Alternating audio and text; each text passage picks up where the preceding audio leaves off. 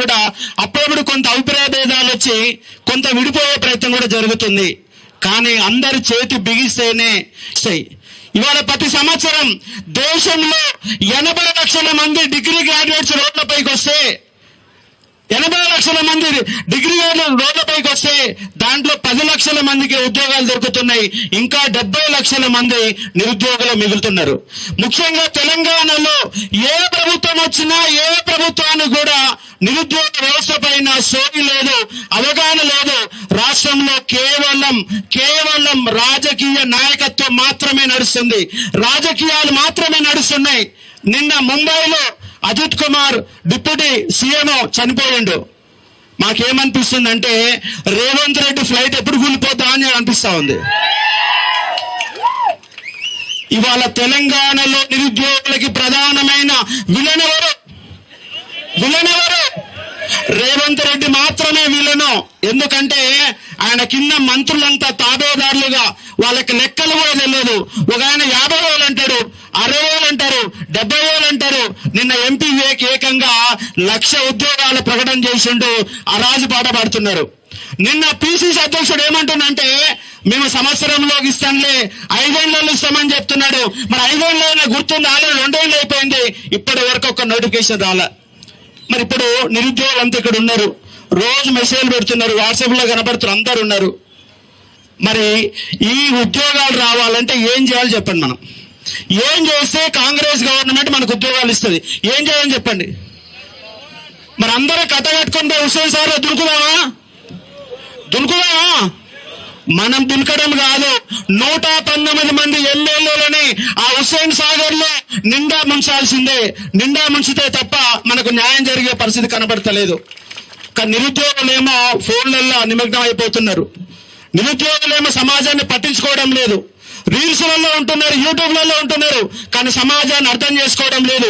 Degree పూర్తయిన తర్వాత మనం ఏం చేస్తున్నాం అంటే మనం ఏమీ చేయట్లేదు, మనముగానే ఉంటున్నాం, ఫోన్లలో మునిగిపోతున్నాం.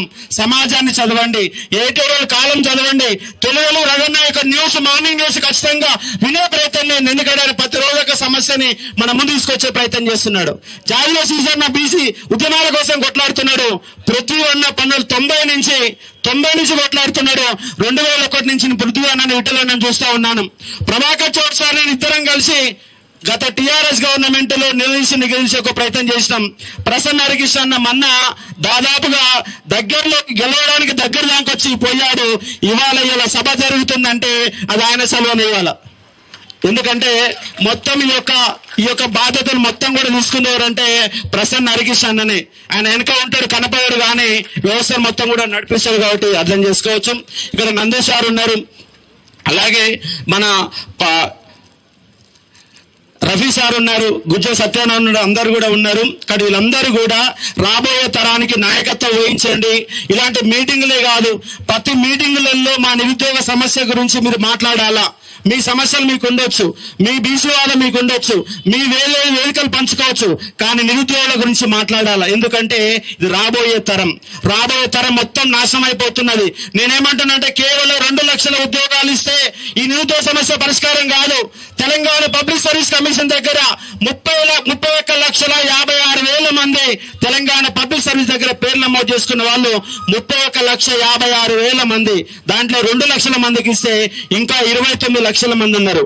ఉమ్మడి జిల్లాలలో 10 జిల్లాలలో ఖచ్చితంగా స్కిల్ డెవలప్మెంట్ ప్రోగ్రామ్ పెట్టాలా, వాళ్ళకి ఇంగ్లీష్ నేర్పించాలా. హైదరాబాద్ మొత్తం నాన్ లోకల్ కబ్జాలో ఉంది. ఆ కబ్జాలో ఉన్న ఉద్యోగాలను విడిపించాలంటే తెలంగాణ బిడ్డలందరూ కూడా స్కిల్స్ నేర్పిస్తే హైదరాబాద్ లో ఉన్న ప్రతి ఉద్యోగం మనకు దక్కడానికి అవకాశం ఉంది. మనలో లోపం ఉంది, ప్రభుత్వాల లోపం ఉంది. ఏ గవర్నమెంట్ వచ్చినా 75% ప్రైవేట్ రంగంలో స్థానిక ఉద్యోగాలు ఇస్తామని చెప్తున్నారు, కానీ ఏ ఒక్క గవర్నమెంట్ కూడా అమలు చేయడం లేదు. హామీలు మాత్రమే ఇస్తున్నారు.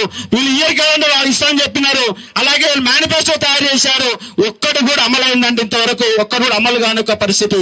అమలు కావాలంటే ఏం చేయాలంటే ఒకటే మనకు శరణ్యం. రాష్ట్ర వ్యాప్తంగా ఎంతమంది విద్యార్థులు ఉన్నారో అంతమంది ఆమరణ నిరాహార దీక్షలు చేయడమా, లేదంటే రోడ్డు ఎక్కడమా. 1,00,000 మంది రోడ్డు ఎక్కితే ఖచ్చితంగా గవర్నమెంట్ భయపడుతుంది. కానీ మనం ఎప్పుడు చూసినా 5,000 మంది 10,000 మంది వరకే పరిమితమైన 3,000 మంది తెలంగాణ పబ్లిక్ సర్వీస్ కి ముట్టడి చేస్తే టిఆర్ఎస్ గవర్నమెంట్ కూలిపోయినది. మరి ఈ గవర్నమెంట్ ని కూల్చాలనా, ప్రభుత్వ ఉద్యోగాలు ఇస్తారా ఇయ్యరా, మెడబట్టుకొని గొంతు పట్టుకొని వాళ్ళని చంపే ప్రయత్నం చేస్తేనే మనకు ఉద్యోగాలు వస్తాయి. ఇంకోటి ఏంటంటే పోలీసు భాషలకు నేను రిక్వెస్ట్ చేస్తా ఉన్నా, మీరు కూడా ఇక్కడికి వెళ్ళే విద్యార్థులకు వెళ్ళే వచ్చారు కానీ మమ్మల్ని ఇబ్బంది పెడుతున్నారు. అడుగడుగున పోలీసు విద్యార్థుల కంటే పోలీసులే రోడ్ల మీద ఎక్కుంటున్నారు. ఈయన ప్రోగ్రాం మొదలు పెట్టగానే ముందుగా పోలీసులు ప్రత్యక్షం అవుతున్నారు. ఏసీపీ, డీసీపీ అలాగే సిపి లాంటి వాళ్ళు ప్రభుత్వానికి అనుకూలంగా వ్యవహరిస్తూ మా ఉద్యమాలను మొత్తం కూడా సర్వనాశనం చేస్తున్నారు. ఇవాళ ప్రభుత్వం ఎంత బాధ్యత వహిస్తుందో పోలీసులు అంతే బాధ్యత వహించాలా. ఎందుకంటే మీరు మాకు కోఆపరేట్ చేయడం లేదు. ఎందుకంటే మీ డ్యూటీ మీరు చేస్తున్న శాంతి భద్రతలు కరెక్ట్ కావచ్చు కానీ మాకు అన్యాయం జరుగుతుంది మీ యొక్క డ్యూటీ కారణంగా. కాబట్టి మీరు చూసి చూడట్టు వ్యవహరించండి. ఎందుకంటే ఇక్కడ ప్రిపేర్ అయ్యే వాళ్ళు మీ తమ్ముళ్ళు ఉన్నారు, మీ పిల్లలు ఉన్నారు. మన గ్రూప్ వన్ పేపర్ లీక్ అయితే చాలా మంది ఎస్ఐలకు ఉద్యోగాలు రాకుండా పోయినాయి, సిఐలకు ఉద్యోగాలు రాకుండా పోయినాయి. వాటి కోసం మేము కొట్లాడుతున్నాం. కాబట్టి పోలీస్ డిపార్ట్మెంట్ వాళ్ళు కానిస్టేబుల్ స్థాయి నుంచి ఎస్ఐ నుంచి ప్రతి ఒక్క పోలీసులు మా నిరుద్యోగులకు సహకరిస్తే మేము ముందు పోవడానికి అవకాశం ఉందని చెప్పే ప్రయత్నం చేస్తా ఉన్నాను. వేదిక మీద ఇంకా చాలా మంది మన బ్రదర్స్ ఉన్నారు, మాట్లాడడానికి వాళ్ళకు కూడా అవకాశం ఉండాలి. కొందరు 2-3 విద్యార్థులు కూడా ఉన్నారు. కాబట్టి దయచేసి మన సమస్య కాబట్టి ఇంకో గంట సేపు వచ్చిన వాళ్ళందరికీ ఉపన్యాసాలు వినాలా. ఆకలైనా 6 గంటల వరకైనా ఓపిక ఉండాలా.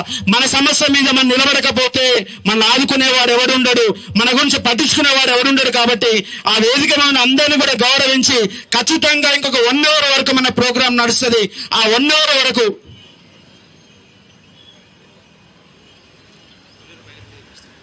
పులిహోర ప్యాకెట్లు కూడా వస్తా ఉన్నాయి. కాబట్టి అవి తీసుకొని అయిపోయే వరకు ఒక్కరు కూడా ఇక్కడి నుంచి పోకుండా మన ప్రోగ్రామ్ సక్సెస్ చేసుకొని ముందుకు పోదామని చెప్పి ఒక ప్రయత్నం చేస్తా ఉన్నాను.